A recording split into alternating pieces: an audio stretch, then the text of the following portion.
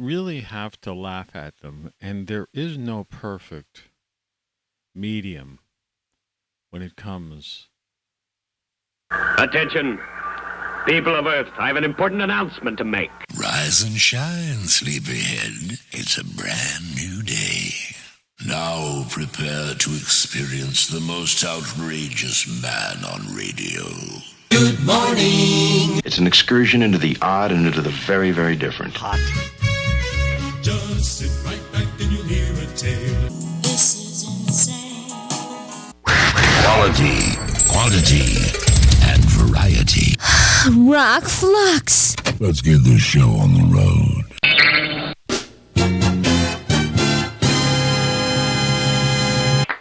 Thank you very much, folks. Thank you very much. Okay. And all of my loyal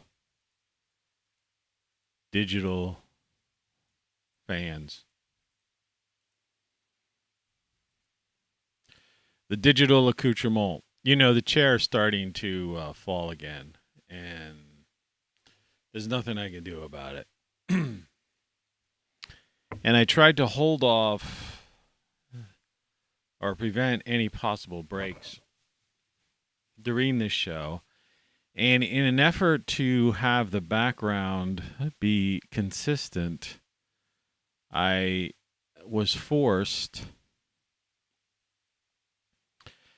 to add a little bit of graininess to the images. And there's nothing much I could do about that. And the title of this show is What Happens When Everyone Realizes They're Lying? And then I added like I say, never let a good Star Trek reference go to waste. I added a line, I know they're not real, therefore they cannot hurt me. The batteries are dying in this. The thing is, it takes 3 of those like hearing aid type batteries. Hey, Scotty, we got a problem down here. Chekhov, he like ran off with that girl. She was cute, I'll tell you though. All right. That was Scotty. On the other side, you couldn't hear. All right. It says embrace dystopia. I'm going to blow this up because you got to see what's down at the end of the hallway. Can you see that?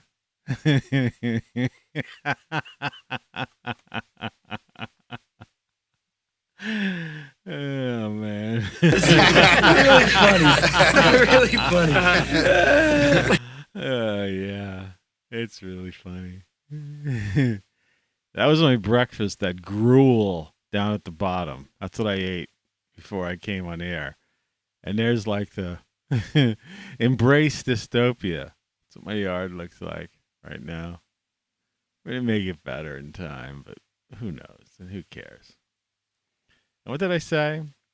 Yeah, so I was thinking about this last night, and fortunately I remembered it in the morning, because I sometimes, if it's like really a poignant, thing, I will, write it down on one of my trusty index cards, which I advise you all get. Get a pack of these, either Wally World or the dollar something or other. At least $1.25, I guess, at the dollar something or other. But you get like 100 of them,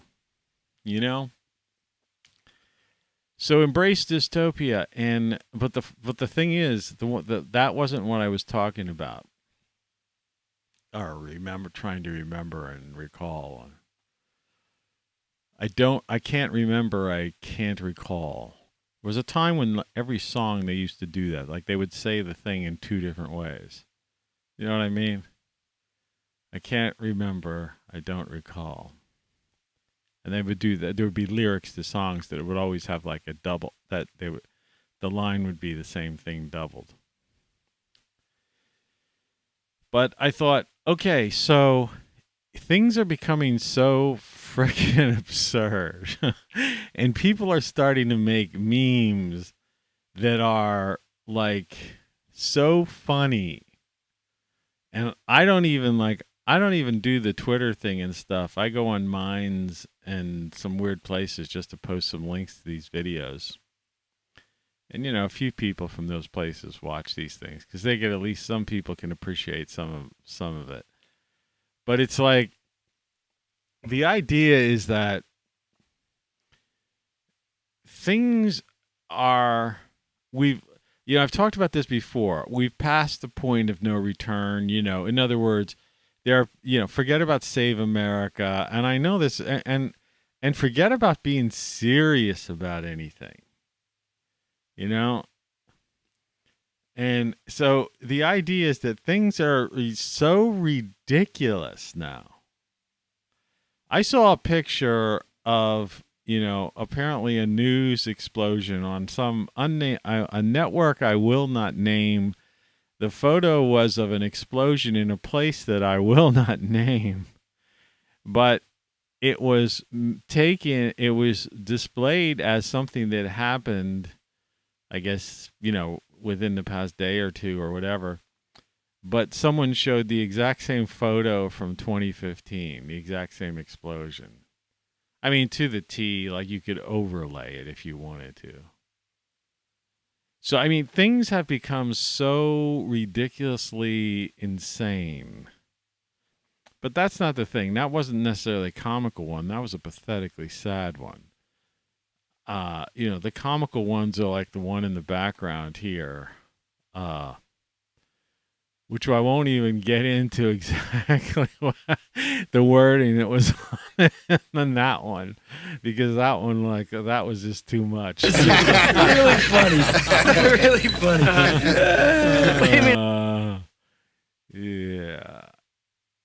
Yeah, it's crazy.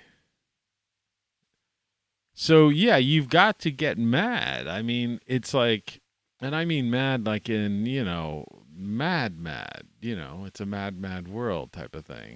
This is insane. Because it's, we've really crossed over the deep end.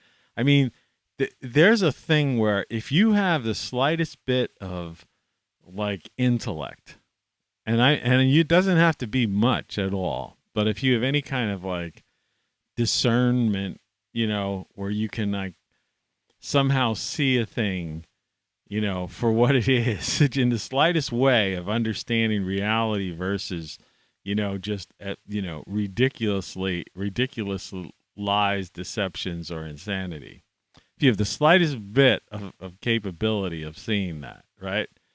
It's like the idea of knowing that somebody's wearing a Halloween mask or not. I mean, that's what I'm talking about.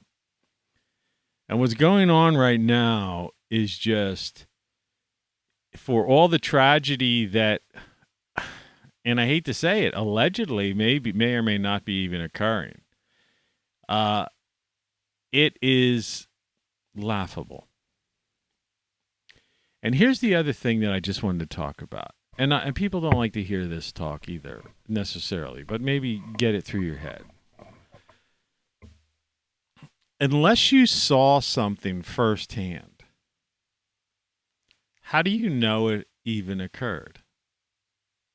Right? I mean, seriously. Unless you were there, present in the frickin' moment. And then even if you were present in the frickin' moment, just think about the state of the art of magic, going back to even the 90s, some of those magicians, right? That used to be on, because magic was big for a while. Then it kind of just died down. Now it's become like a Vegas type of thing, right? But, there was a whole series of magicians, and some of them were pretty freaking good.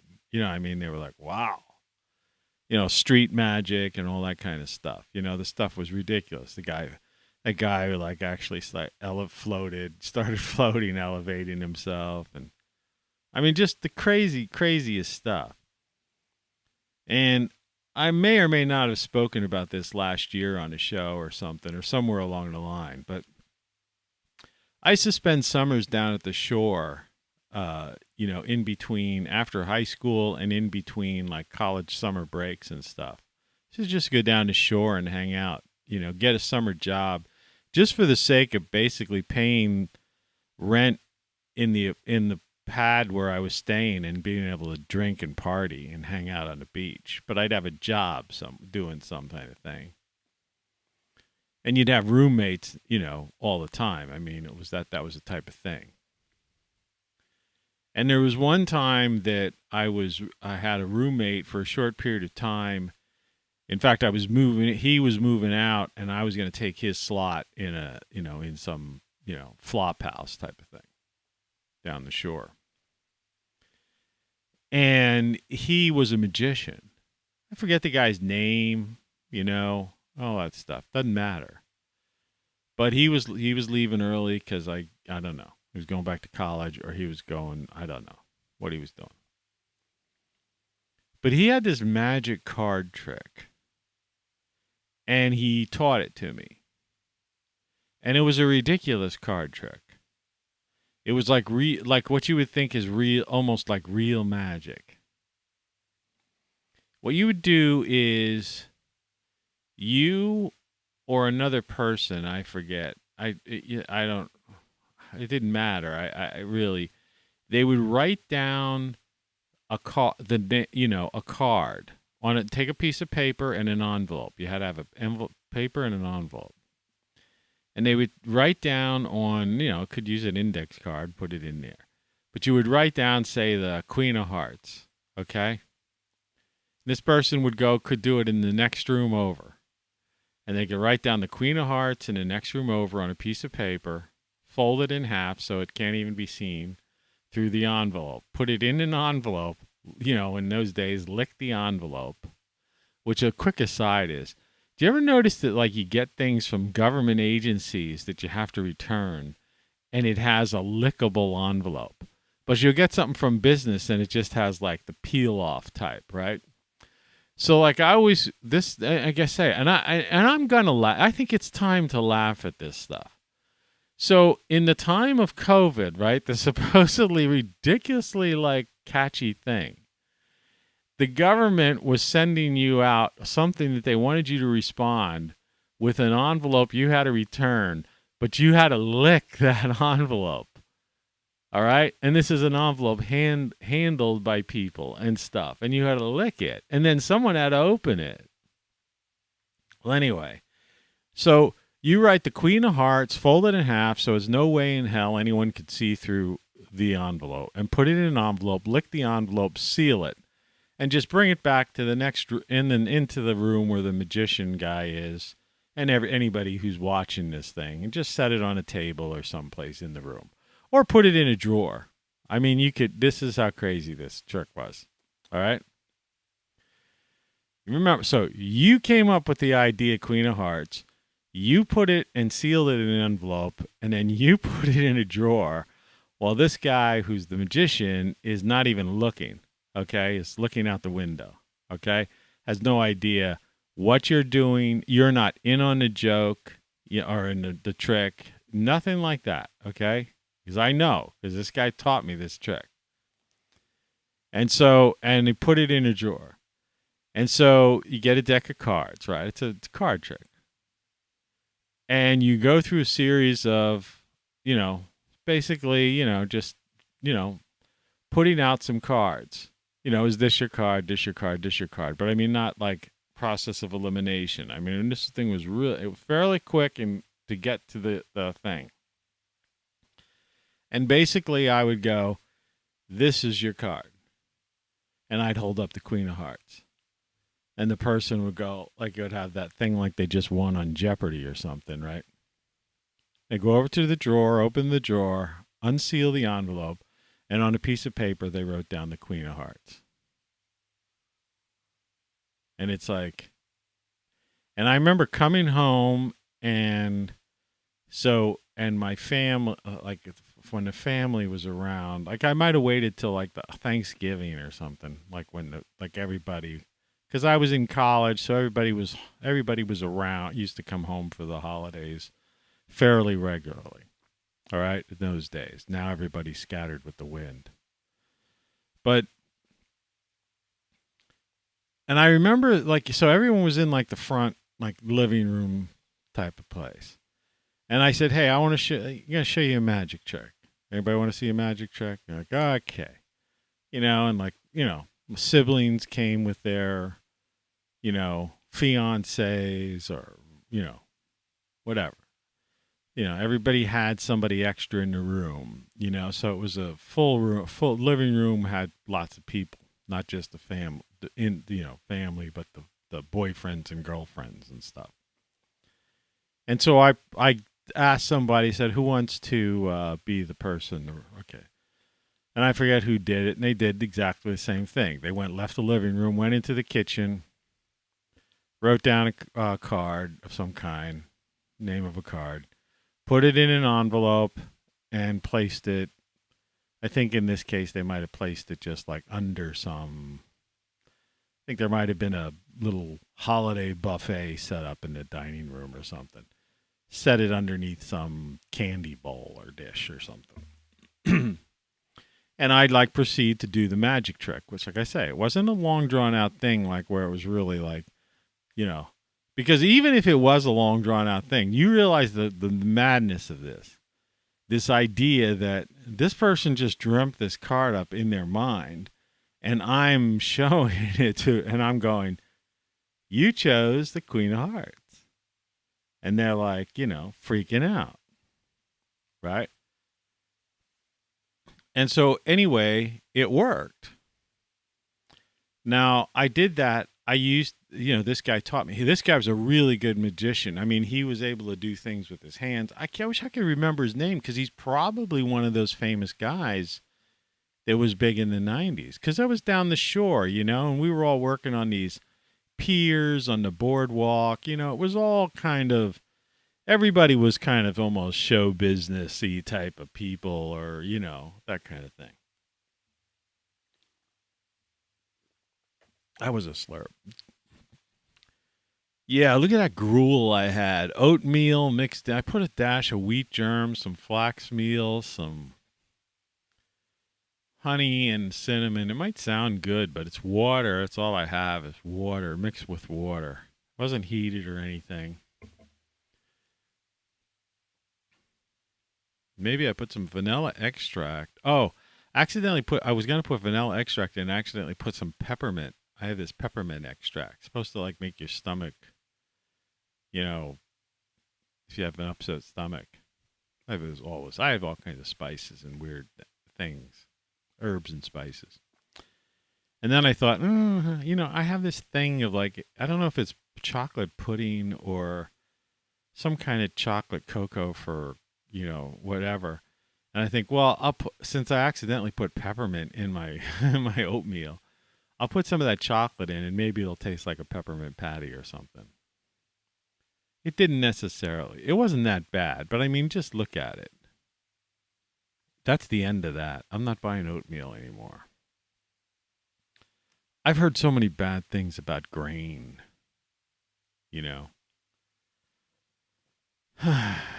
So, I mean, vegetable, this one guy, and I guess we'll get to something today. Let me continue this talk.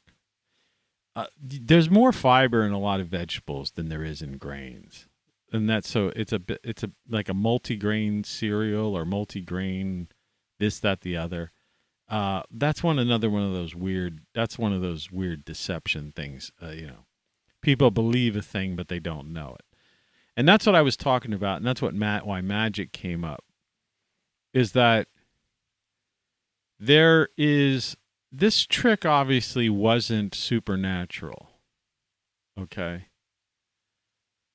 It was just something, that it's like that line that any advanced civilization or advanced technology to someone who, has never been exposed to it would be considered magic. I'm totally bastardizing the paraphrase of that line, but you've heard that before, and it's true, right?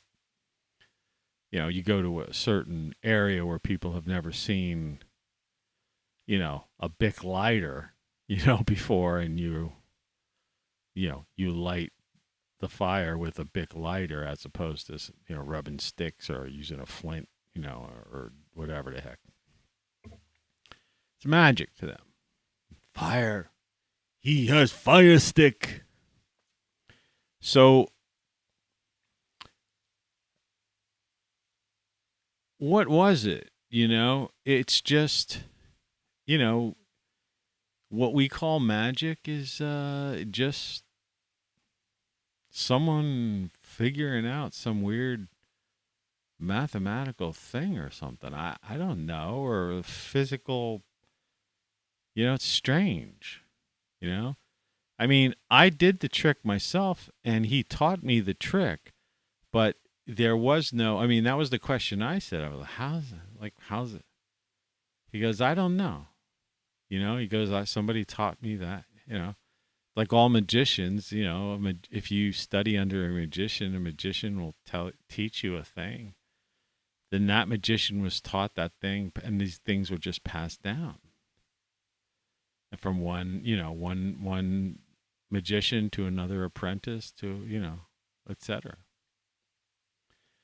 But what I was talking about is this believability of things and how you can't trust what you see here. That's that Edgar Allan Poe line, believe nothing you see and only half what you read or hear or something like that. It's actually in the foreword of one of my books. I forget which one. And that's where we are today. It's, you don't really, how do you know anything that they're saying on TV or, well, we know the internet. I mean, I constantly prove the internet wrong on a regular basis. I mean, the internet itself can't prove itself right. It contradicts itself. The internet's broken. But I mean, I've seen so many things. If you've seen the things I've seen with these eyes, that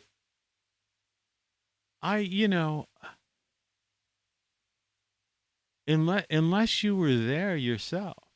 See, this isn't a matter of like faith. See, the news, you don't take the news on faith, I could understand someone, in some sort of spiritual, religious way having some kind of faith, right? Or like you could trust your, the person you're, say, in love with, or you're a family member, or your, BFF or whatever. But, no, that's not what we're talking about here. We're talking about turning on the news, right? Or looking at it through an app, a news app, or a Twitter or Facebook or cable TV.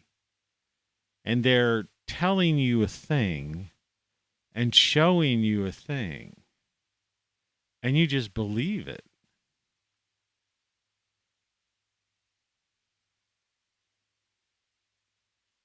Right? Well, I saw it on the news.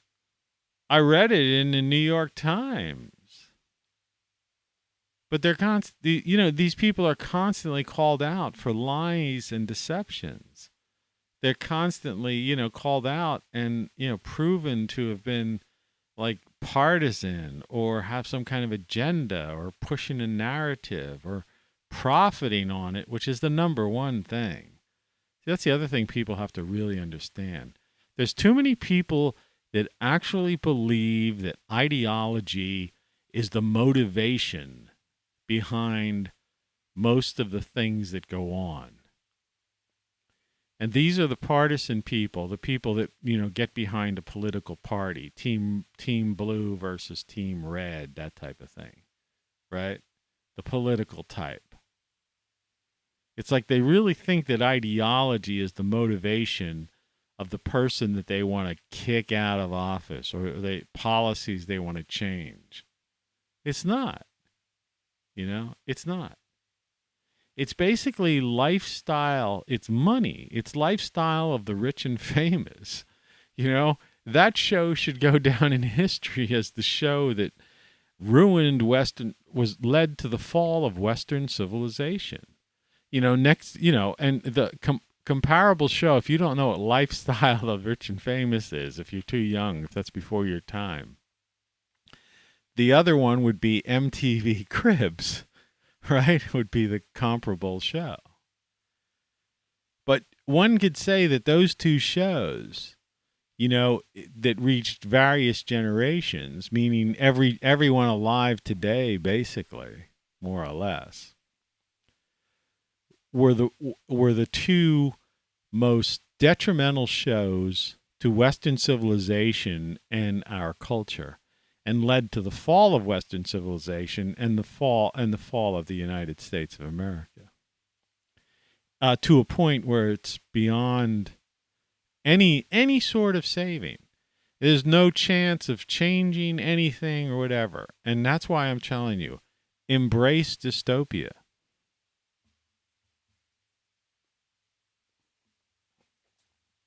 And one might say, but it's kind of a little bit of a contradiction, because you say, what happens when everyone realizes they're lying? How do I say it exactly? Well, they are lying. That's kind of a weird thing. What happens when everyone realizes they're lying to us? What happens when everyone realizes they're lying? They've been lied to. This is going to be too big, been lied to. Of course, you will not have received that on your original thing. But anyone in the future will see that. But it won't fit on a smartphone. That annoys people. I'm sorry if it annoys you. I do not function under your rules. I don't care if it doesn't fit within, on your screen. Right. So, yeah, I think about it. Go ahead and shoot. You'll be doing me a favor. After he's stalked, we must get rid of him immediately. So, yeah, nothing's real. Everything is wrong. You don't know what you don't know. It's, game over. Resist media and politics, laugh at them, ignore the media. All these things I've got on the screen, there's a method behind the madness. I'm not doing this, having this floating head of mine here for the sake of some kind of ego trip, like I got a big head. I'm half awake. I'll wake up soon. We're only, this is a long form show. If it's the first time you've seen it, I'm just starting to get warmed up. I'm not even warmed up yet. But what I mean by embrace utopia or dystopia, utopia, I mean, that's what most people believe they're seeking, utopia. The people in the streets are actually after utopia. The World Economic Forum, right? They're trying, it's utopia. This is the old thing. This is the Enlightenment's idea of heaven on earth. That was their whole idea back then. These things don't happen. They're not possible. And because of the cycles of life and the cycles of the universe and the cycles of our sun and the cycles of our planet, you're never going to achieve that, because humanity doesn't exist long enough. All right? See, there's this constant fight between humanity and nature. And the thing is, nature always wins. The planet always wins. The planet's been here for 4.5 billion years, if we, follow that whole concept of, the age of the universe and all that stuff. But in reality, no matter how long humans have been around, and I say humans, modern humans have been around for millions of years, and there may well have been advanced civilizations, many catastrophic cycles prior to us. Okay. But all that said, they're not here right now. It's just like, it's interesting that, in modern physics, this is just a weird side, astrophysics, I guess you could say. But that in the Big Bang Theory, a lot of people still believe that in this dot singularity and then blammo, right? But that wasn't really what most modern thinkers, who study this believe in now. They believe that the Big Bang, the universe is expanding, right? That basically the so-called Big Bang wasn't a bang at all. That it was just an expansion from an infinite point to to the point where we are now. Where you say, well, that's the same thing as singularity. Well, no, it's the unknowable. It's something you can't comprehend. In other words, infinity in both directions. Put it that way. But then again, infinity when you say in directions, it doesn't make sense, because no matter which direction, so to speak, in our 3D visualization of reality that we see, that's only in 3D. So why is the universe expanding in every direction from us as if we are the center point? You see, that's something to think about. Right? Shouldn't we be like, okay, the universe is expanding this way and we're going with it, right? You never thought about stuff like that. People don't really tax their minds too much about things. But the idea is, there are things that are unknowable, which brings us back to this people believing what they hear some person on TV say. Right? Well, you weren't there. Okay? And this other guy just produced the exact same, showed you a picture of an explosion from 2015 that you can overlay over that one that they said just happened. So, what's going on? But, that's a file photo that you could just find yourself. May even be a Getty image, because it's isn't that Microsoft? This Microsoft-owned Getty Images. One of those guys who buys up the world. These billionaires, they own all these things. So it's a file photo.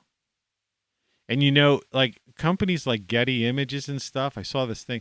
They have the actually hard copies of these original photos that they own.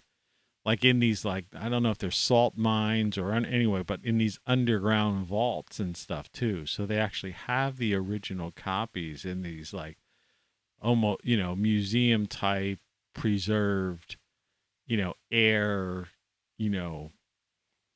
tight things so that they won't be exposed to, the least amount of decay as possible. So you could go and find the original negative photo if it was taken with a 35 millimeter camera, or if it was digital, there'll be a hard copy of a print or something there. And then overlay it over this recent one and find out, yeah, it's like opening that envelope from the magic trick. And going yeah, he wrote down the Queen of Hearts. How'd you do that, man? How's that possible? And you go, it's magic. It's magic. And that's what they're doing to us now. It's all magic. But it's not really magic. It's just a trick. See? That's the thing. The word trick, trickster, right? That guy's just a trickster. They're just playing a trick on you. Kid comes home crying. Mommy, they said this. Oh, they're just playing a trick on you. Right? She doesn't say, oh, that's just they're using magic on you. They must have a coven. Oh, man. Really funny. Really funny. Yeah. Don't worry, kid. It's magic. They must have a coven. Your friends. Really funny. Really funny. It's not even funny. And I'm laughing because I'm half giddy. But I slept through the night. And I don't know. I was sick yesterday. I thought I was coming down with something bad. But I, basically, just cured myself. It's magic. Really funny. Really funny. But yeah, I was going down for the count, man. Straight up until I went to bed last night.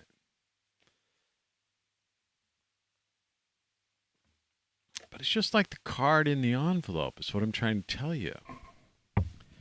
There's a difference between magic and tricks. These people are just playing tricks on you. They're messing with your head. And you're falling for it. So what happens when more people, because I'm noticing this phenomenon. I'm always ahead of the curve, okay? And I don't mean that as some kind of egotistical thing. It's just the way it is, People who write books and stuff like that, you tend to be looking at stuff. Other people are busy. They got jobs, so they don't have a chance. They could do it. Probably could do it better than I can. But the point is, they have to get up every day, like this, drink their coffee, get in their car, go to work, listen to some guy yelling at them, do some mundane job, pass a bunch of papers or emails around, and and then come home, and then they got to worry about all the other things. So they don't have time to observe. Okay? But I do. So, like I said, I've been noticing, and if you could do this too, if you notice that the memes are starting to be funnier, you see? They're getting funnier.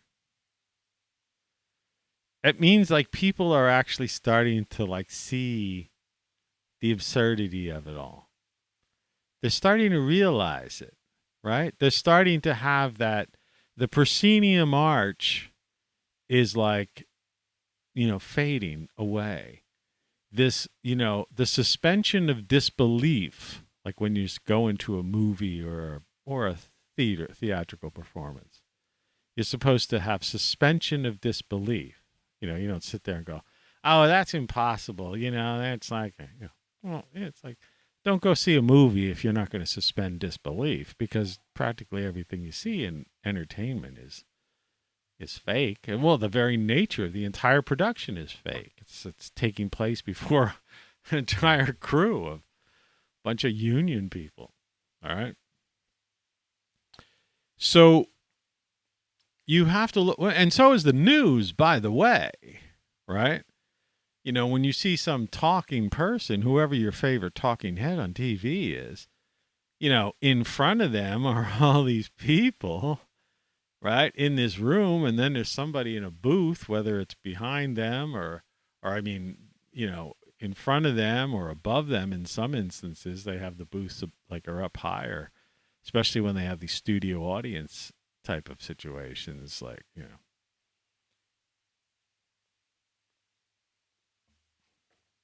But it's a production. It's a trick. All right? And you don't even if you are present in when someone's performing a trick, you can't necessarily trust that to be reality. You see? And you can't trust an individual. Right? Unless you really know them. All right? You're involved in some relationship with somebody. You trust and you believe them. And what is the one thing that like just totally destroys a relationship? Is when someone breaks a trust, right? Lies to you, right? Deceives you, or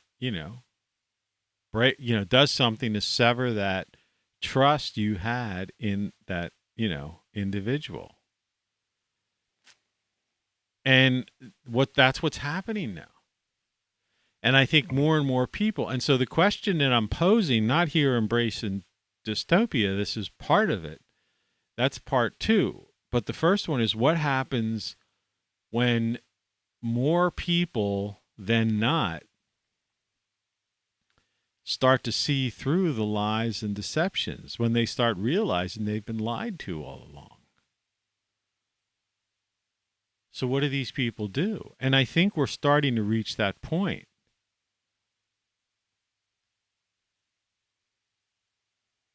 So you have, dystopia, because it becomes a chaotic scene then, right? It denigrates to chaos.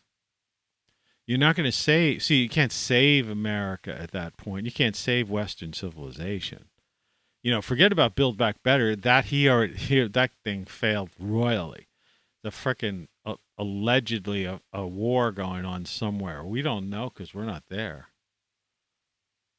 And you could say, oh, I've got a cousin. She called me. I mean, she showed me on her phone. Yeah, so what? I don't know. I don't know your cousin. I don't know you. I don't know who the hell you are.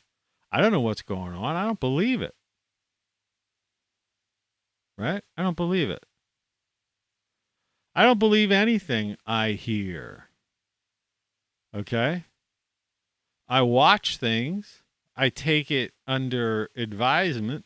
All right? Everybody's got an idea.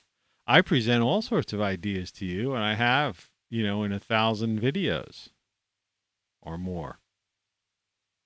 Okay? But that's just me. So what do you know? How do you know? Right? You don't. Well, I know there's some things that, you would say, well, that's a little bit taking it too far. But generally speaking, everything you know is wrong. That's why, do you realize that if 1 million people or 100,000 people, or 10,000 people would buy that shirt, everything you know is wrong, or you don't know what you don't know, and would wear that, or if people who were just like, vloggers and stuff would wear that shirt, buy that shirt, right? That alone would be like a movement enough to just push these people over the edge. See, because here's the problem. There was even a thing with, I think, the Chicago mayor I saw somewhere. I said, it's amazing the amount of things that you could like absorb in such a short period of time, just when you're trying to, design something. You just happen upon like there's a glimpse of something out of the side of your eye. But it's like, someone had asked the mayor of Chicago, Lightfoot or whatever, well, how do you feel about these people that have lost confidence in you because of your, actions during the past several years? And like her face was one of like complete like shock and disbelief.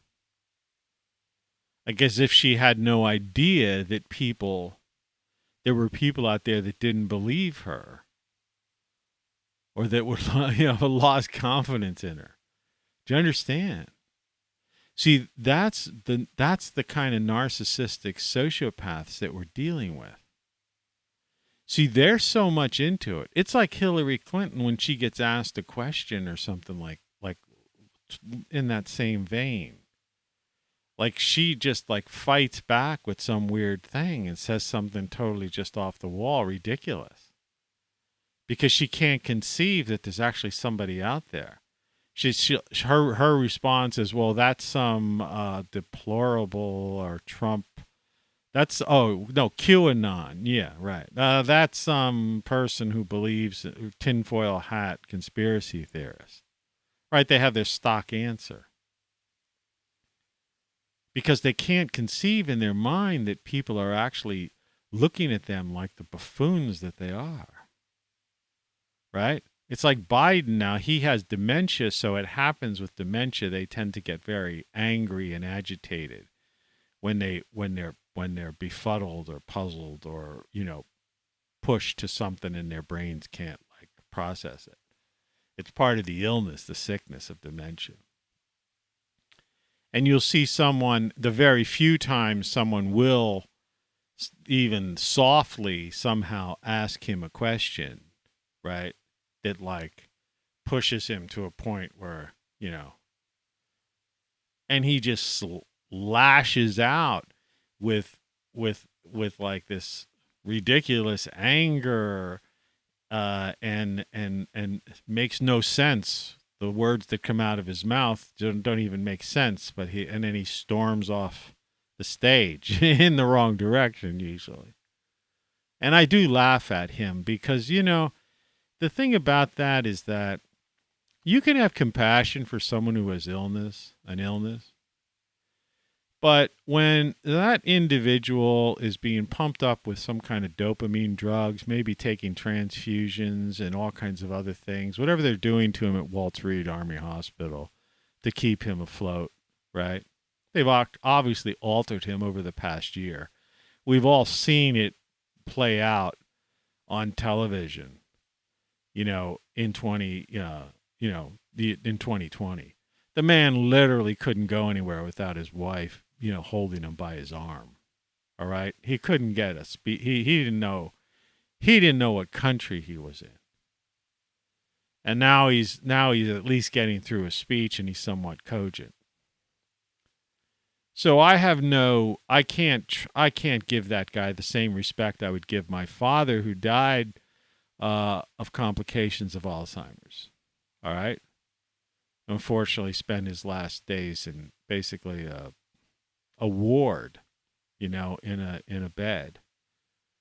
I mean, that's a tragic story, and just like many other people suffering from, that horrible disease. But see, Biden, you can't use that as an excuse, because A, he shouldn't be president if that's the case.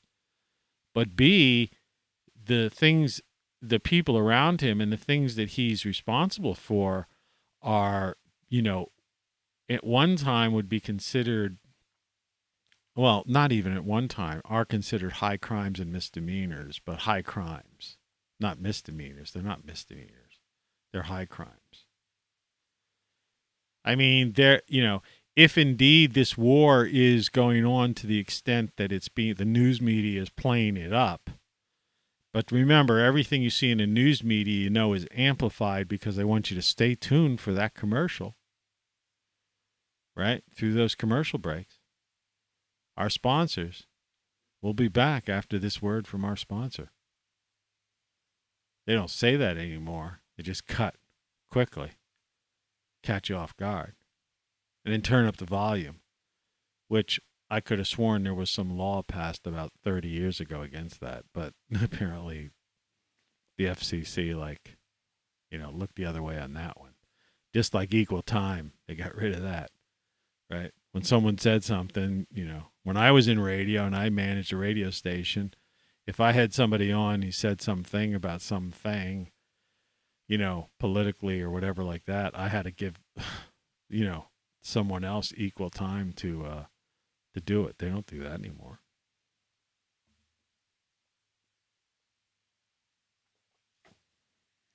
So the whole thing's a farce. It's all theater, You can't believe anything. And like I said, we have these things, video. You've seen all the deep fakes, right? It's all, it's like, it's Las Vegas, ventriloquism and magic act, But in reality, they're just tricksters. They're tricking you. But as more and more people realize this, and they are waking up, as you start seeing the humor, okay? then this really disturbs them, right? I mean, could you imagine okay, here's Biden is says somebody asked him a serious question and he gives one of his bullshit answers, which is like a blatant lie, right? Or like that, what's her face, that Pisaki, right? She's like the ultimate liar. She could answer 20, 30 questions, say at a press conference, and 19 or 29 of them will be like bold-faced lies, like proven lies that she can like actually, there's documents and pictures and, and things. And you actually know she, right? Imagine that if the room, she said one of those lies and everybody went. Really funny. Really funny. The expression on her face. She couldn't deal with it. See, they can't deal with humor. And the problem with the so-called opposition, right? The people who are opposing, the authoritarians, right? They're taking it too seriously. You see, you have to embrace dystopia, number one. Okay? We live in a dystopian society now. And, you can create your little pockets, of utopia temporarily. But that's all they are, is pockets. Because this is, Western civilization is dystopia, man. I mean, this is no joke. I don't know what your papers, please. I mean, for the average person, see, I don't really give a shit because I got no intentions. I did all my flights, my international flying and stuff when I was younger. So, like I said, I rotated around the planet a few times. I've been in most of the states in the U.S. So I've spent time in different countries and in different states. And I did it not on vacations. I did it like me and my, driving around or flying somewhere. Like they were adventures and I was working places. Sometimes I was just touring myself. But the idea is that I'm done with that. So I don't care about that. But anybody who really wants to go, somewhere, they're going to need their papers, or their, the stuff these people are trying to put on. And the answer to that is laughter. You see? You have to look at them and you have to, and I'm starting to see the memes. Like you got to see this Sly Stallone in there, I mean, I can't take credit for this. This is an inspiration. Let me, there's that witch. That witch that lives next door to me. Oh my God. No, daily photo. What is a daily photo? Let's see here. Free shipping. Okay, yeah. That. By the way, there is free shipping on all my clothing. All right. Through, I hope I still have this. Yeah. This is a meme I found on Minds. And I don't go what they're talking about. Okay. I believe, we went to the moon. Okay. All right. That's not it. But I just have to crack up. The person that put this together is a genius. Look at this.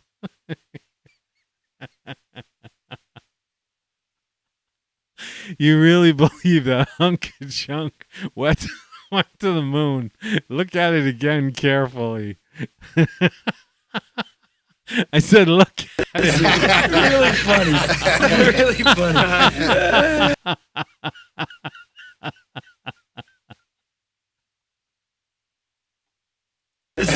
Really funny.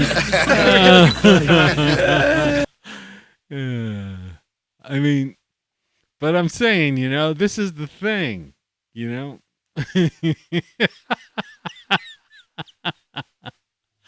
You gotta laugh, man. It's the only way to get through this thing. This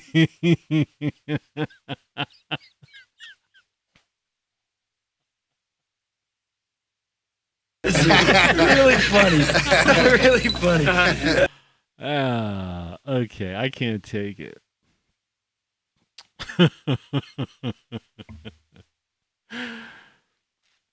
They hate that. They don't like you laughing at them. They take themselves seriously. And the problem is too many people all on the other side, so to speak, take themselves seriously. You have to just embrace dystopia, man. Look, this planet is in for like, a big, grid down situation, the 12,000 year catastrophe. I mean, it's like, there's people out there like, what are you going to wait until it happens? Accept life, embrace dystopia. I mean, this is it. I mean, I'm eating frickin' gruel. That bowl of gruel is what I had. That's my frickin' backyard, Chris. I got to fix it up. I had rats in my yard. I saw a bug in my kitchen this morning for the first time in about 3 or 4 days. Gotta kill it. Embrace dystopia, man. Embrace it. It's raining, and I'm hoping while I'm doing this show, I don't go upstairs and there's not a flood in the second floor. It's like supposed to rain all day. It's raining right now. And it's, we're back down to like it's 43 degrees. It's going to go down to 41 before sunrise. Tonight's going to be 37.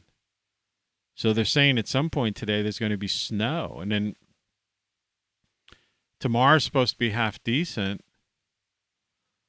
But then, Wednesday's 80% chance of rain again.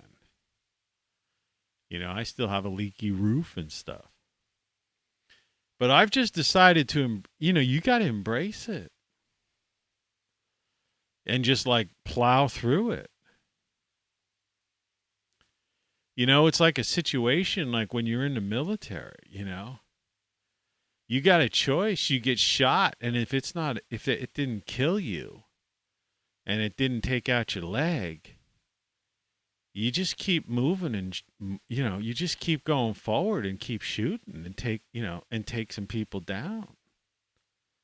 I mean, I hate to say that, some people, I'm against wars because most of the wars that we have, it turns out we're all, we were all fooled, right?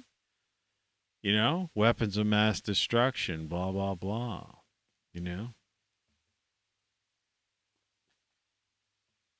Turns out you find out we have technology that could basically see everything. And the ability of, to just strike literally lightning bolts from the sky.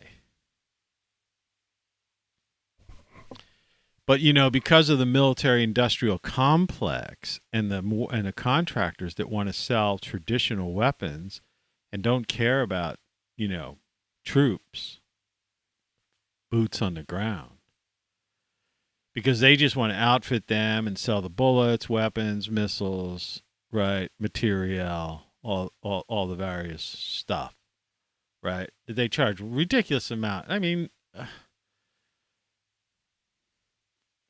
just fucking goggles that could see, night view goggles and stuff. I mean, the prices they charge the government for that crap. They don't need any of it. They've got satellites that could basically monitor any area they want to, seeing what's going on in real time. And they have multiple ones, And they have things that could intercept stuff from space and drones beyond the stupid things. Anything you see, all right, is not even close to what actually exists. You see? That's the part like the average person doesn't understand. If you're seeing it, or you know about it, it's like 5 or 10 years behind the actual technology that exists. So what I'm telling you is old technology, declassified, you know,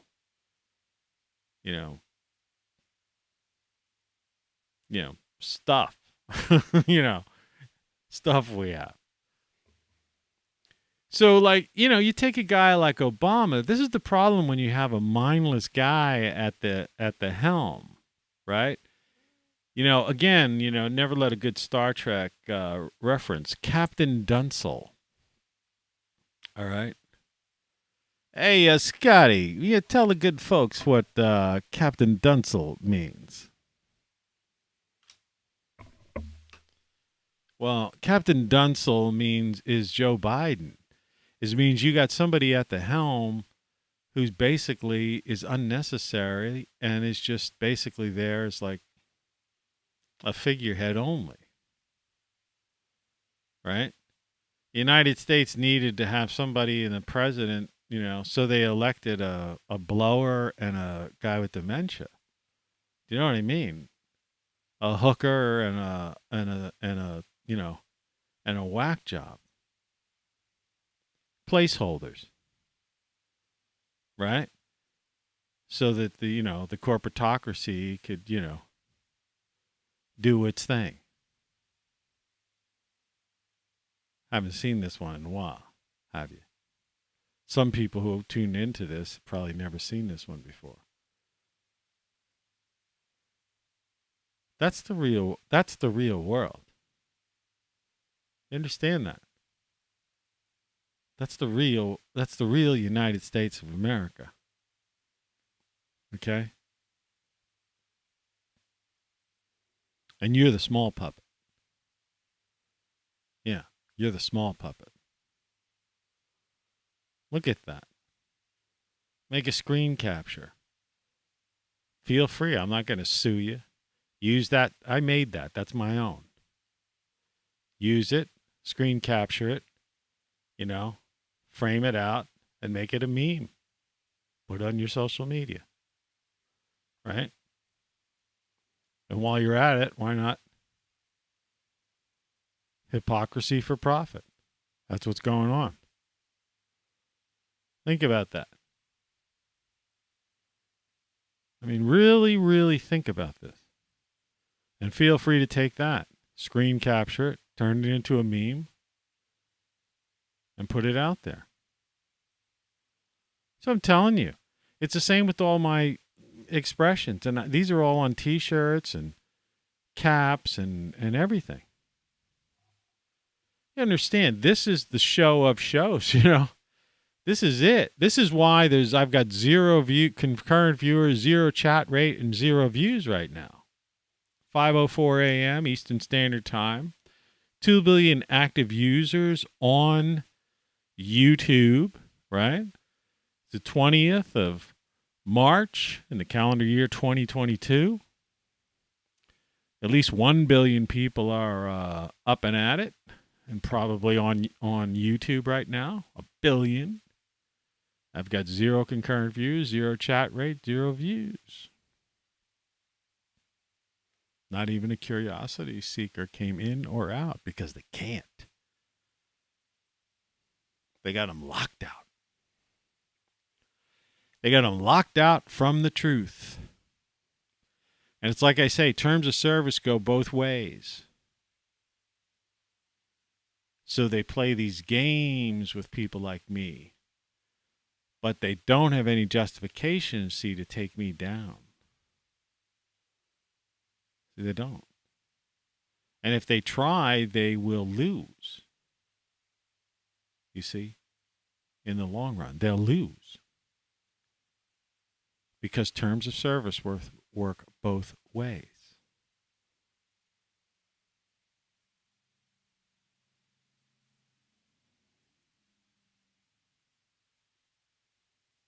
But yeah, it's all a big farce, man. It's all a big farce. It's all a big game.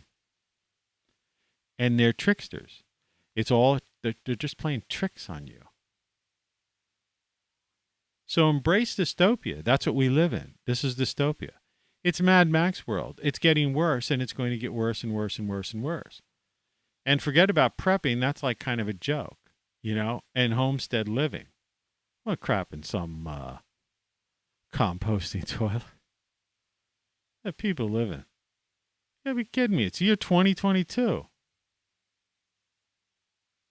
Composting toilet. You know what's funny about some of these people? Like, these people are basically crapping in buckets, is what it is. Buckets with a toilet seat on top of it. And they put it in sawdust and stuff. Oh, it doesn't smell at all. What happens when you have like a bad case of diarrhea? Aren't you supposed to drink a lot of liquids and water? That thing would fill up. If I had one of those things, that thing, I'd have to be emptying it every day. Like,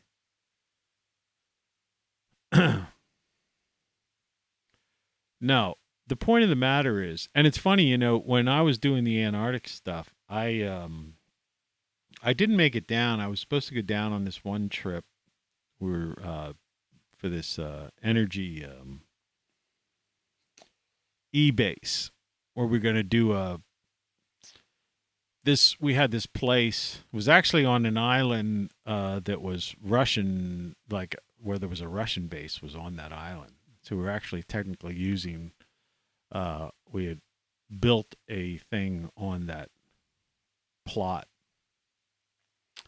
this e-base. We had a lot of sponsors, oil companies, Coca-Cola, like all the classic corporate things. It was weird. This is like almost 20 years ago. Close to that. Not exact. Yeah, close to it. Maybe not. Maybe 15. I don't know. And I created all technology and stuff for everything. And so I had I made an arrangement with a company that made composting toilets. And if I'm not, I think I'm correct, they might have been a Canadian company. But the thing about their composting toilets it was a unit that had coming out of the back of it, it had like a pipe, kind of like a stove pipe, like a wood stove pipe, vent with a fan, right? That could be easily solar powered or whatever, or battery powered from, the type of battery pack backup. And the bottom had kind of like a shelf, a drawer type of opening, whatever. So it was as close to a toilet. And there was even, I think there was an option, it might be correct, and I think the one that I got them to donate it. Because I go, if I'm going down did I say Australia? I meant Antarctica. If I'm going down to Antarctica, I'm not crapping in a bucket. You know what I mean? There's no way in hell. So I, researched this thing, found this company, contacted, told them this is going to be good publicity, and we had all these other corporate sponsors, and we were going to be, at that time, we were going to be webcasting this worldwide live, which we did. And we had hundreds of thousands, if not millions of views, and we were getting media coverage, right? So that, it was like, if ever there was a reason to sponsor something, give us we didn't want money. We just give us one of your top of the line things.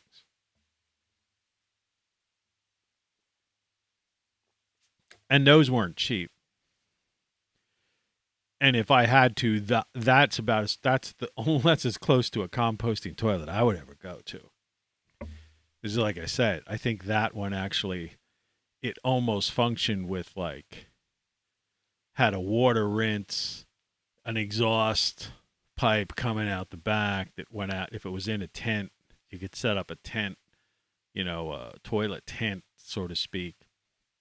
Have that being exhausted out, water coming in, and then there was a thing that was like a drawer in the bottom that you just pulled that drawer out with some kind of collection bag type of thing that sealed up, and then that was your waste. But even that, still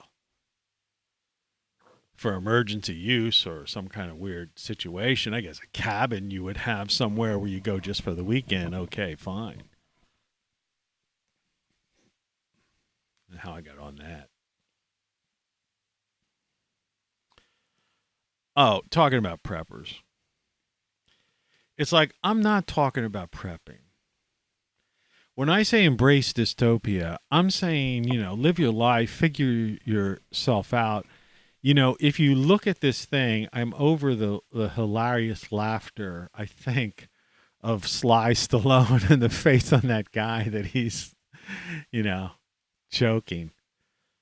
And my gruel, look at the gruel I'm eating for breakfast, and then look at my yard. But, that yard will turn green, and I will grow food there, and I will somehow get rid of these rats and rodents that are trying, that this,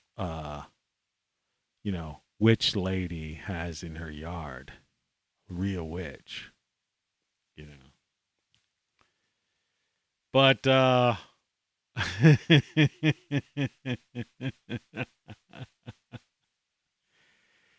I'm serious about this. It's like you've got to laugh at these people. You can't argue. First of all, those who argue are half the time or more than half the time are arguing with bots. Okay? You have to understand that. The state of the art of AI right now, GPT-3, I'm sure we're up to GPT-4. I haven't really been asking around to the people, like, because in my book back here, Codex, where I deal with the GPT-3 AI, and I have a conversation with it. Those GPT-3s AIs were capable of really crazy things. So they could carry on a conversation with you. They could write an article if you asked it to, like, gave it a topic, whatever. And it could search, do the research, through whatever access you gave it. It needs access to various, things to draw on. Unfortunately, GPT-3 was drawing on things like Wikipedia and the internet and, Washington Post or weird things like that. It's like, but if you actually had it set up with like Encyclopedia Britannica and, like things like, I guess, serious journals, peer-reviewed journals. And there used to be a site I used to go to, like Eureka, something or other, like the latest developments in breakthroughs in science or research, like the cutting edge of where, where we were, people who were doing research and things of that nature. So if you took GPT-4, say, the next generation, which I'm sure DARPA already has, and you tied that into realistic things, you wouldn't know the difference. You would know that you're not communicating with a real person.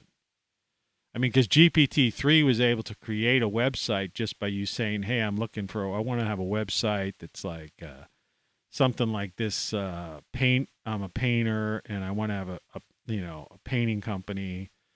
I want it to look something like these other painting websites, and here's my logo, and here's my name, and here's what I want to have on it.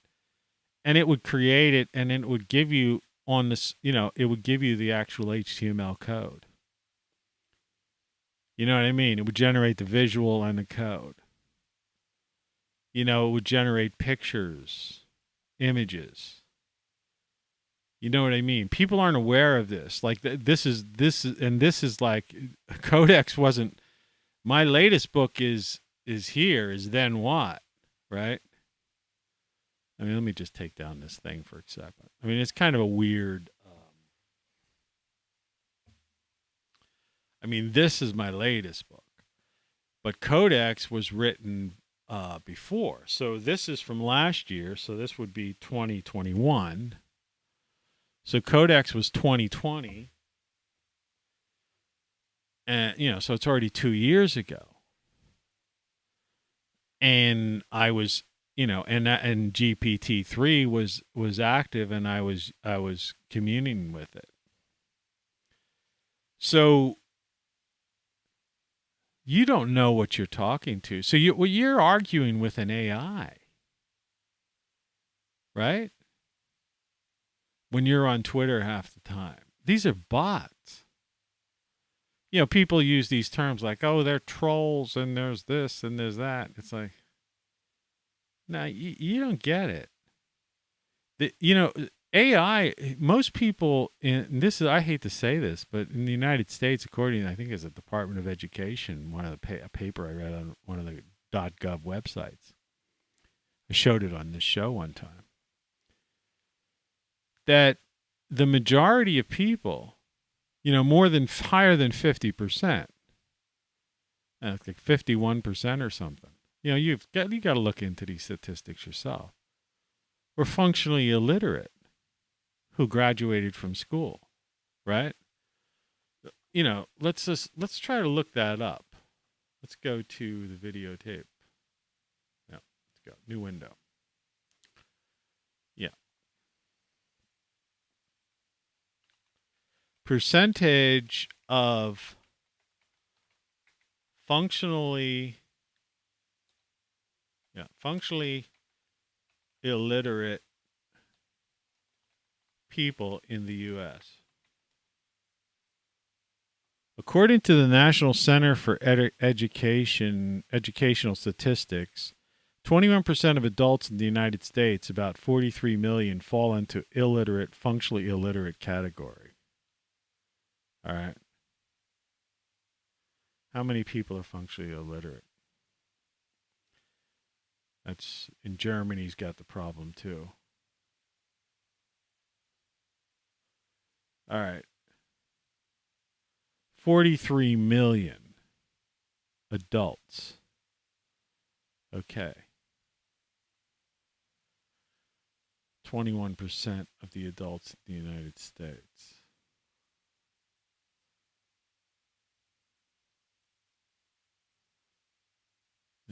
Jesus. Put an end to that. Well, I've seen that's the NCES. I've seen something else. But still, 43 million people are functionally illiterate adults. That doesn't count the, you know, non-adults, people who are gone through school, like the people coming up, which takes it over, I believe it takes it over 51%. You know, figures lie and liars figure. You got to watch that. So, yeah, out of older people over the age of, I don't know if they consider an 18-year-old adult now, or if you got to be 21. You know, back when the drinking age was 18 and you could go to Vietnam at 18 and stuff. I mean, you could still enlist at 18. You know, you were considered an adult. If you could die for your country, the whole argument was, if I could die for my country, I should be able to get a beer, right? And so back then, the drinking age was 18, which was great. You know, I drank when, you know.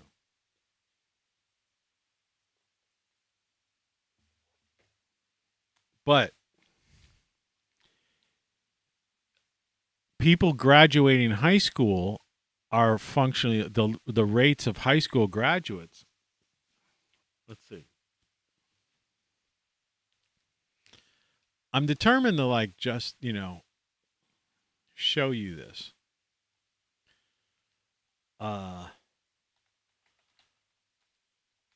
Functional illiterate high school grads.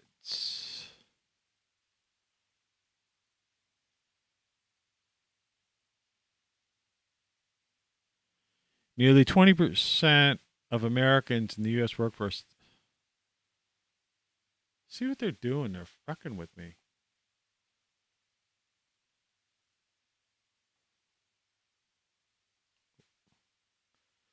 According to a study conducted in late April, this is in 2016. See how old these statistics are? They're not telling you the most recent statistics. 19% of high school graduates can't read. Think of that. 21% of adults in the U.S. read below a 5th grade level, and 19% of high school graduates can't read. See, this is what I was trying to get at. You have to take the aggregate of these numbers and watch how they try to hide this. According to a conducted in April in the U.S. Department of Education, that was a study I was talking about. 32 million adults in the U.S. can't read. That's 14% of the population back then. 21% of adults in the U.S. read below a 5th grade level, and 19% of high school graduates can't read. And so this is in 2016. This is literally 6 years ago. And what has happened, this has been something that has just been getting worse and worse and worse. So you have to take into consideration high school graduates not in the adult number, okay? And I have no idea. Sometimes if I do this, the lighting changes. Well, doesn't matter. I don't care. I don't know where. It's a Sunday. I'm wondering why it's so quiet outside, like no traffic or anything. It's raining. It's a Sunday. It's 5:23 a.m. So, when you put that together, it's, it still comes close. It's close to half. I saw one that said 51%. So obviously, the administration has changed because the last time I looked at this, it was, so they're trying to, maybe make it, if you count, close one eye to do your math. 21 and 19 obviously would be 40%. So they're trying to push it to about 40%. I saw 51%. Let's split the difference and say 45%, or almost nearly half, let's say. Okay, say it's not more than half. I'll go with their less, But almost half the people in the United States of America are functionally illiterate. It's like 1/5 of the people graduating, high school graduates, can't fucking read. How do you graduate from high school and not be able to read? Right? And how do you have 43 million adults functionally illiterate? It's no wonder you got this guy as a president of the United States. Right? And people buying, it's liquid rubber in a can. Frickin' shit made my ceiling worse. Lord knows what I'm going to find when I go up there after this show. When I got to pump, water out of these collection buckets.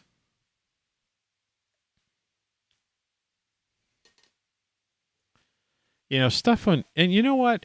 And this is just a real quick aside. Make sure you check the expiration dates when you buy canned goods and anything you buy. They're selling you stuff that's expired, or it's going to expire the next day or something, or expires that day.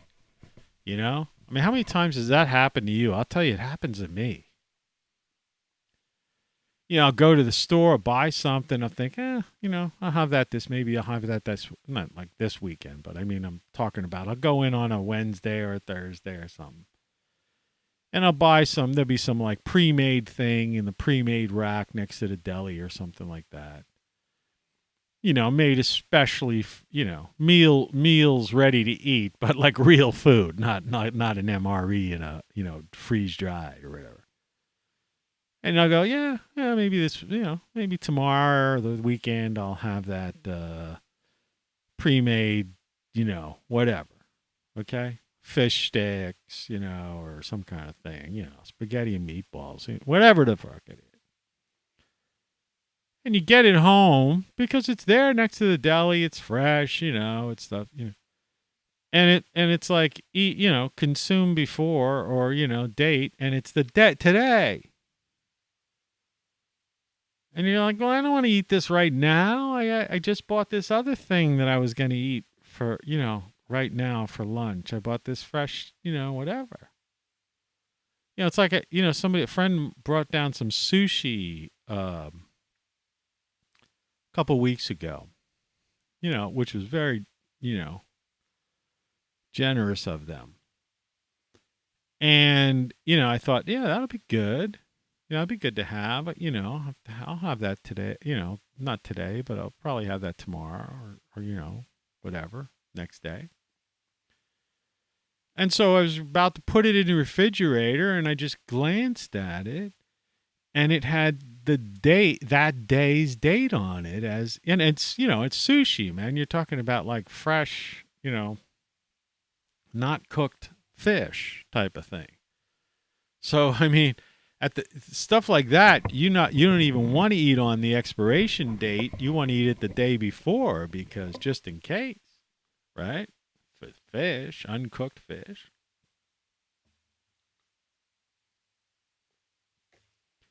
So yeah, beware of that stuff. Some canned goods you see and you'll see the date 2024 on it or something. You go, okay, I got 2 years on that. But I recently went through my pantry and I don't have a lot of stuff. I have to start stocking up because, the word's out now about these food shortages and stuff. And they're caused by all kinds of reasons.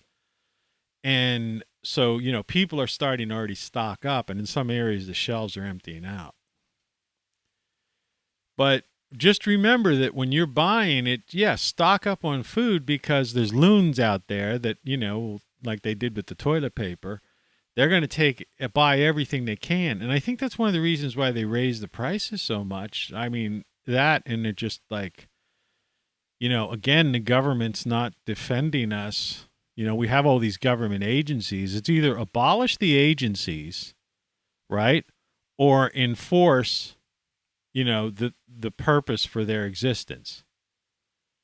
So price gouging is something that is enforceable by government agencies. And if you're not going to enforce price gouging, then disband that government agency and send those bastards at work, those bureaucrats, home and no pension for you, right? Or health care. That's the thing that pisses me off. It's like with the price of gas, it's price gouging. See, the market price is just a number, right? It's an arbitrary number based on speculation and futures and, this idea. This war's only been going on a couple of weeks or so, and they call it a war, but it's not really a war, right? It's Russia lobbing some bombs into a country and, the military-industrial complex trying to, like, make a few $1 billion so they could, like, get rid of some of their old ammo and charge the U.S. taxpayers some money. It's their turn. I saw another meme, that showed them sweeping COVID under the rug, and the rug on top of the rug was war. That was a good meme, too. I saw this morning. And I don't even know why, I happened to see all these memes because I was trying to see if I got my EBT balance in, which I didn't. Which means I have to go and walk in like 41-degree weather. Like winter weather. It's a mid-Atlantic states. I showed you pictures. It was like we had this fluke day. I actually was able to paint outside 2 days ago, right? It dried. I checked it yesterday. It dried. And it was baked, because the sun was on it too. So the wood had been hot. And after I painted, the sun was baking on it. So it's like, when they put a car, I paint an automobile and stuff, they put it in that thing and then they like heat it on so it really adheres to the metal. That's the best way to paint, is have it baked in. But yeah, man. So I'm going to walk down the store, 41 degrees. I got to get all bundled up. Never fails. And I got to buy myself some healthy food. Though yesterday I beat this thing, because I made this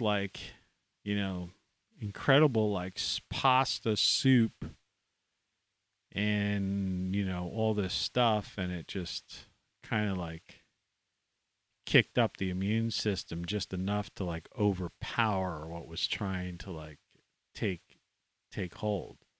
But, going out in the cold, 41 degrees, freezing, might not be the exactly, I should probably take it easy for a day and just let that immune system totally wipe out the very last bit of whatever bug was, trying to attack me yesterday. So instead, the thing might come back.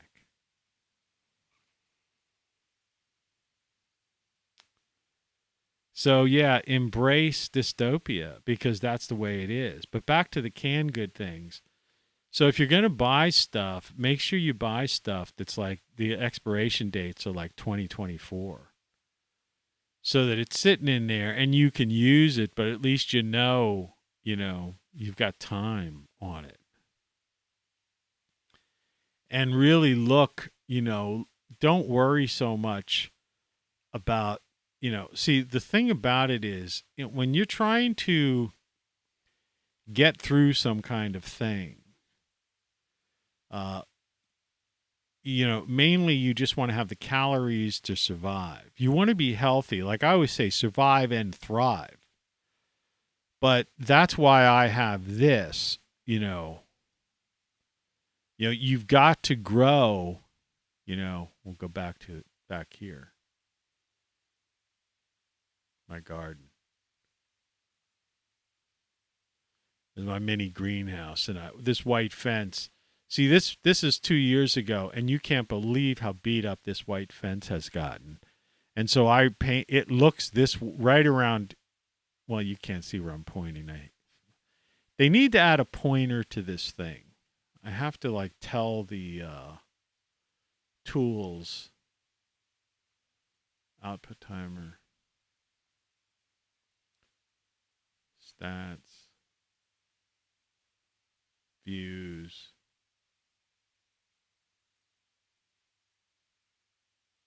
transform.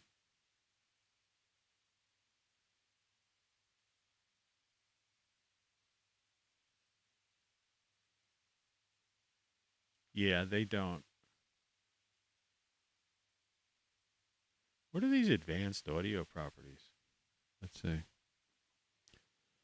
Audio monitoring, mic active, volume, mono, balance, sync offset, monitor off. Yeah. I wish they would put build a reverb into this, but they don't have anything like that.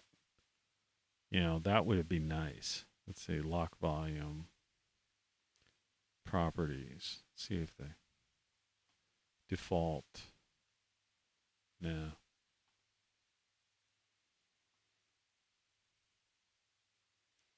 So simple to do. But you got to use a third party thing.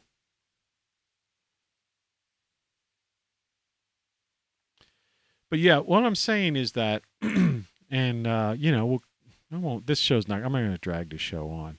I know it's been a little bit of slow going, but there's some important things here, and we've had a few laughs earlier on. At least I did. Excuse me. Now just when I'm saying I'm over the thing, now I'm starting to get. But yeah, I probably shouldn't go out in the 40-degree weather, schlepping down the street a mile and a half and then hiking back up carrying bags of stuff. But I don't have a single, leaf of any kind of lettuce, dark greens. I'm out of, I have nothing to make a salad with. And I gained another pound because yesterday I had this like pasta type thing, which was healthy and good and stuff. But I can't gain a pound a day. That's the problem with carbs, with these like carb, floury, grain type things, It doesn't matter if it's like whole grain, or whole wheat. Yesterday I had whole wheat pasta, whole grain pasta. Gained a pound. One day. The day before I didn't have, so that wasn't as bad. The day before I gained 2 pounds. And that was despite the fact that I was out in the backyard doing all this shit. So remember I told you that story about that guy De Niro who I can't stand, like that's the secret. If you want to gain weight, don't go, you don't have to go buy these like powdered, mixes for $20 a can or make some kind of weird energy smoothie and breakfast. If you're like you want to put on weight, you're a weightlifter type of person, just go buy yourself some pasta, man.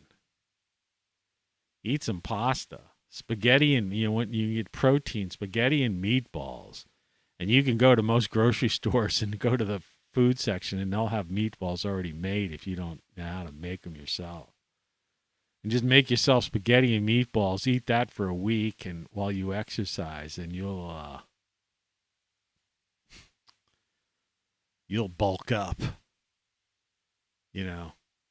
That's all carbs and protein and sugars. You'll have the energy you need to exercise, to do your workout, and you'll bulk up muscles and everything you need. And it's like way cheaper than you could buy a box of pasta and get through have like four servings out of it usually.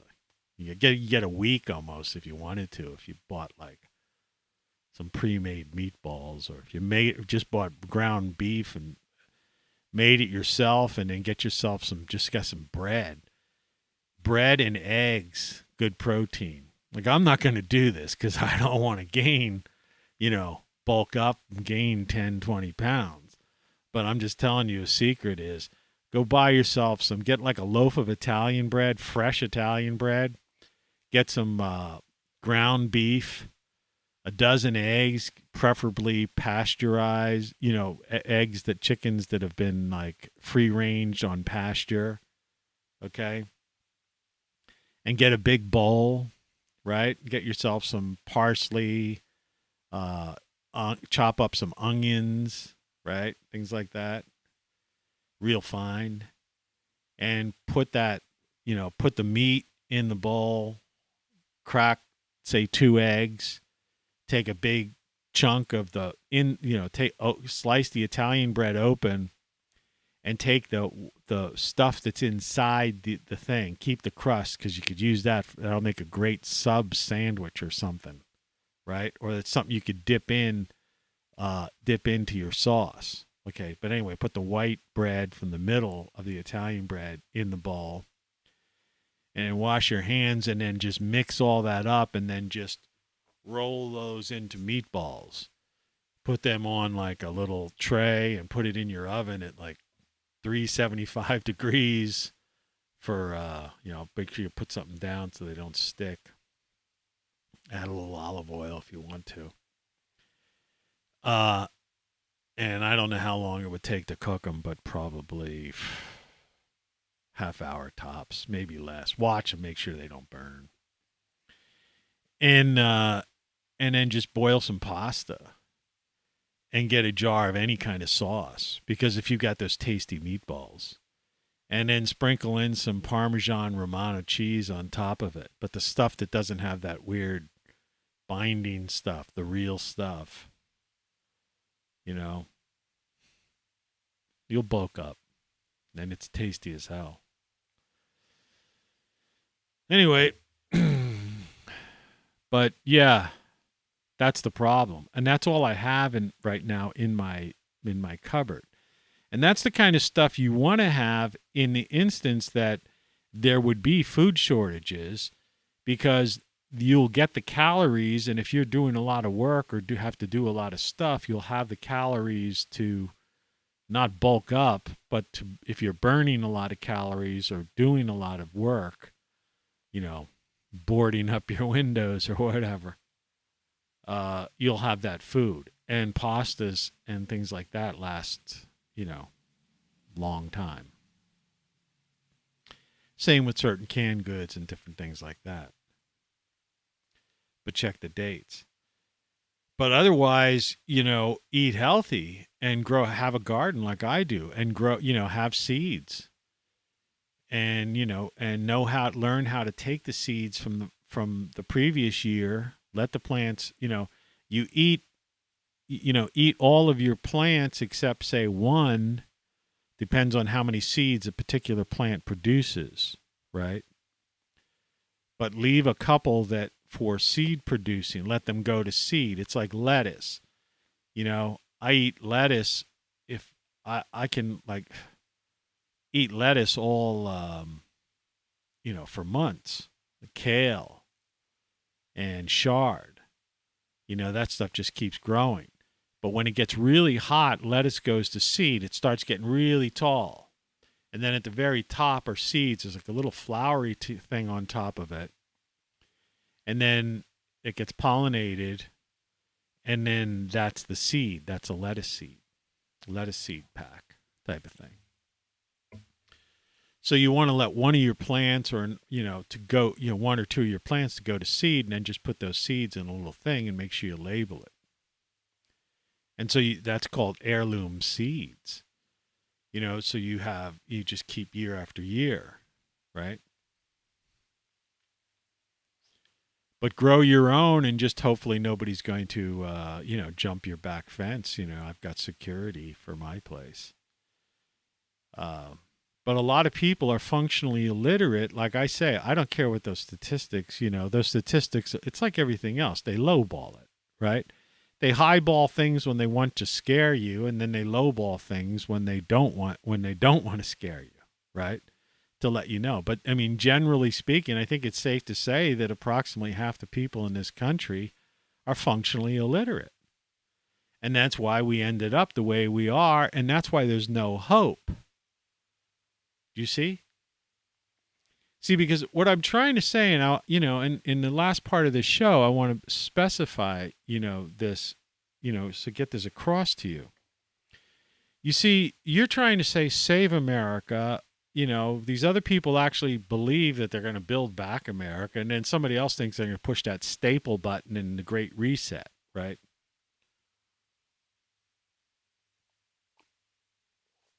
Well, they're all three wrong. Okay? When you have half the country functionally illiterate, okay, when you have an infrastructure that is completely unfixable, when you have people believing that we need to switch to electricity instead of fossil fuels, that's what they say. But they don't define that electricity comes from fossil fuels. It doesn't come from windmills and solar panels and stuff like that. They don't work. The windmill experiment's over. All those things you see, they're just like that was T-Bone Pickens. That was a bunch of people made a lot of money on that. GE and all kinds of people. They didn't work. They've all failed, and there's millions of them just decaying. All right? And they're going to stay there because there's no chain of custody. I've said this 1,000 times. Same with solar power. Takes up too much space for the amount of power it produces. When you fill up at a Tesla filling station for your electric car, the electricity that you think you're driving an electric car, you're not. You're driving a car that's powered by gasoline, by natural gas and coal. You know, in many parts of the country, coal. You're driving a car that's powered by coal. There are 2 coal-fired power plants near here. So they're producing the lion's share of the electricity. So if you have an electric car, it could be a GE, or General Motors or Ford or Tesla, you're driving a car that's being powered by coal. Do you see?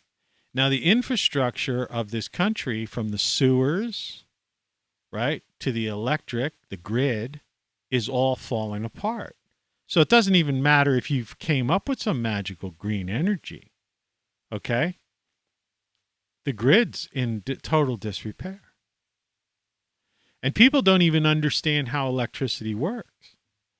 They see transformers and stuff. They don't understand AC, alternating current. They don't understand that it has to do with like resonance and, the complications of what the power company actually does and what a scam it is, So, all that stuff is it's bullshit.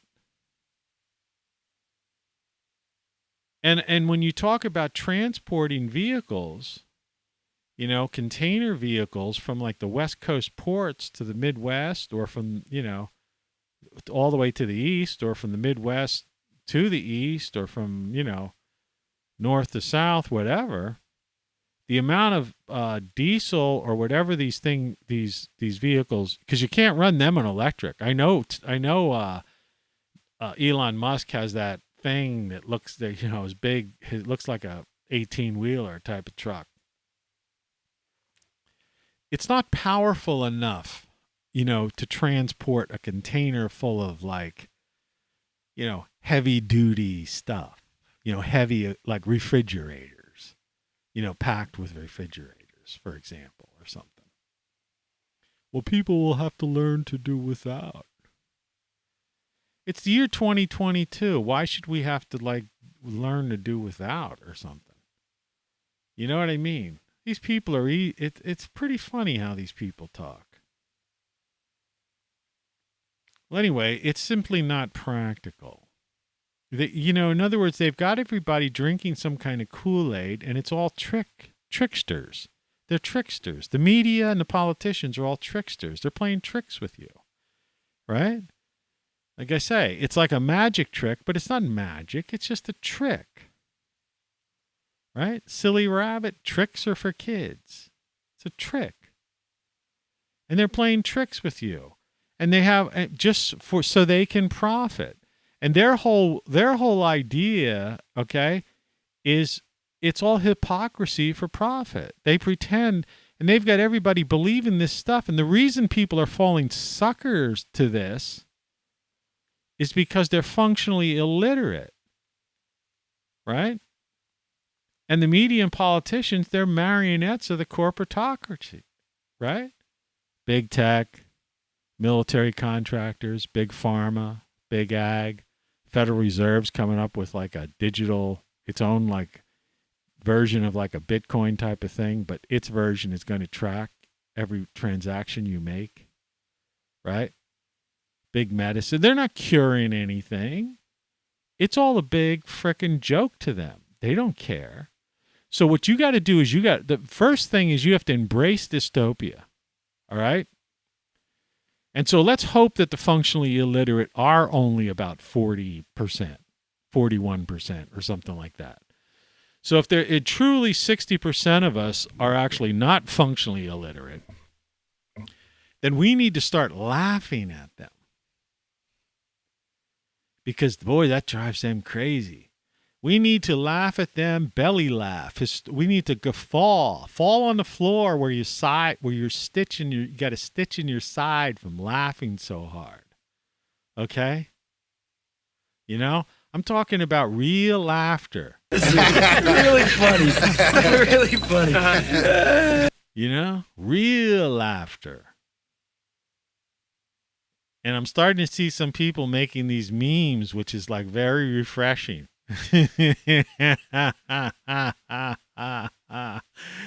Sylvester Stallone, man, was very funny. He did, even when he was trying to be like the hard ass guy in all those movies, I always just laughed. Even the Rocky movies to me were kind of funny. I thought. I don't know. It's just me. But I used to be a member of the Philadelphia, like there was an advertising club. I was like the youngest member, I think, of the Philadelphia Radio and Television Advertising Club or something like that. And it was in, the steps Rocky went up. We used to have we had one of our lodge or something was in that building there. Like, our meeting, like a thing. Yeah. That was a long, long time ago. I was like the boy wonder in those days. This is like ancient history. I know I really don't look as old as that. If I told you when that was, you would like no. Only his hairdresser knows for sure. Yeah. But anyway, yeah, so I don't know. I tried to get this across. I mean, as the takeaway is embrace dystopia, What are you going to do? Embrace the hardships, embrace what's ahead. It's happening. It's not, you're not going to save it. And I know, there's going to be pockets. Some people are going to be lucky and they're going to have these communities and, there are little areas, I guess, some places in Texas and Florida and certain areas in the Midwest and stuff, or you have a neighborhood community or something. I mean, I unfortunately don't have that. And I do, I don't really envy many people about things, but yeah, I envy you people because you have community and stuff like that. I don't have that. I wish I did. I missed that. So, yeah, it's like a friend of mine once said when I was real young, some guy said, well, I'm lonely a lot, So like, oh, pathetic. What a pathetic statement. But the truth is, yeah, I get lonely because I don't have that sense of community. And I think there's a lot of people out there who are lonely. And it's not lonely because you don't have companionship as far as, a romantic relationship or something like that. I've had my share of that kind of thing, and I don't really expect that or long for that type of thing. But it's a sense of not having a community. Community is, that's important. And my advice is to try to find community. And if you have that, more power to you. Like I say, I'm not an envious person, but yeah, I envy people who have, a strong community around them. It's tough where I live because I'm on the outskirts of town and, it's a cheap, I can afford to live here. I live at the poverty level more or less. And, because of that, the type of people that, that are around, my next door neighbor is like, I mean, I honestly believe she's like an evil witch, if there is such a thing. I mean, so you know what I mean? I don't really have that. And the other side of my place is a doctor's office, and across the street is a hardware store that's, and a beautiful apartment building that nobody's in right now for some reason because the landlord can't, takes references and can't, or people don't want to live at the outskirts of town. But it's inexpensive. My mortgage, I bought this house. And like I say all the time, my taxes, mortgage, and insurance are only $200 a month. My sewer bill's high, my internet bill's high, compared to most. But I mean, that balances it. All things included is still less than the average person's rent, and half what I was paying rent before I bought this house. That's how low my expenses are. So there's a trade-off, but I don't have community because I've chosen to live here. And because I wanted to be in a fairly safe place, I'm along a strip. That's what this camera 2 view is, that we watch the coal trucks on the weekdays go up. And so by being on the main drag, so to speak, it's a little safer than being, in this kind of neighborhood area if I were further back, in the, welcome to the jungle type of thing. So anyway, that's that. But you've got to embrace dystopia. You've got to deal with reality. And most importantly, watch what's going on. And the people who are making these memes that are just like poking fun at these people, we've got to use humor and stop taking this so seriously. I don't believe anything, believe nothing you see, nothing you hear, unless it comes from someone personally, or you've seen it with your own eyes, right? Because, like I say, they're deceiving you. Like I said, I saw an explosion of a 2015 explosion superimposed over something, and it's like, oh man, I can't believe it. And like I say, major cable station, the numbers. I won't. They're call letters. I won't even say them. And they broadcast that as if that actually happened, like just happened. And they've been caught doing that kind of thing so many times. Remember that thing with the fence down at the border several years ago? Or the kids and like if they were caged or something, and it was back from the Obama administration, and they were trying to put it under the Trump. I mean, do you understand? You can't trust what you see on TV or the internet. You can't trust Wikipedia because that's run by people who've got some warped frickin' narrative, just like the school board. And like the teachers who all bought into it, they're all, there might be some good teachers out there, but I'm sorry, the teachers union has put such pressure on them and the administrators that most of those teachers, they're just hanging in there and they're in lockstep because they want to make sure they get their pension. You see? And I don't care what they say and deny it. No, I care about the kids. I'm trying to give them an education. No, you're not. You're basically testing them, right? So the administration can get those federal and state, grant money, because you've got to have them. So you're spending most of your time basically just prompting them so that they can pass those tests, so that you can reach the standard, so the school board and that school can get that thing, and you can get a raise, and your union can, yeah, it's all a fucking game. The education system is indoctrination and conditioning, and the media is propaganda. And, these people coming out, a fifth of the people coming out, they're admitting even at the education department that like 20% of the people coming out of schools can't read. Well, how could you possibly graduate from high school and not read? How could you come out of the 8th grade and not read? It's 6th grade. You're supposed to be able to read by 6th grade. See, that's a problem with this country. I think you only need about 6 to 8 years of education in this school, in this world today. And then if you want to be a doctor, an engineer, an architect, or if you want to go to some trade route, then you go another 4 years, which would be at high school age. So when you come out, you're 18 and you're ready to do your thing.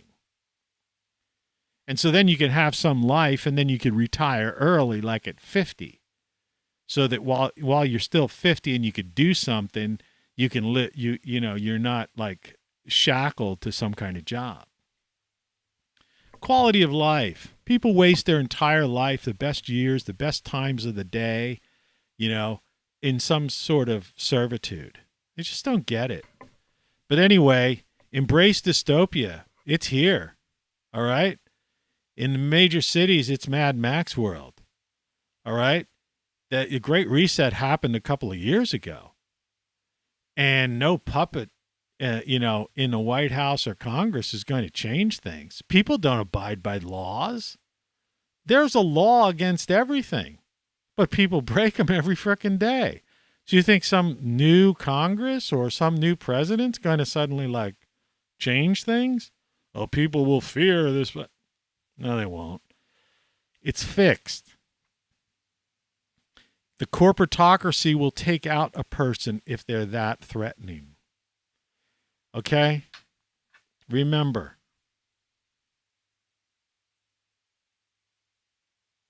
It's been tried before, 60 years ago.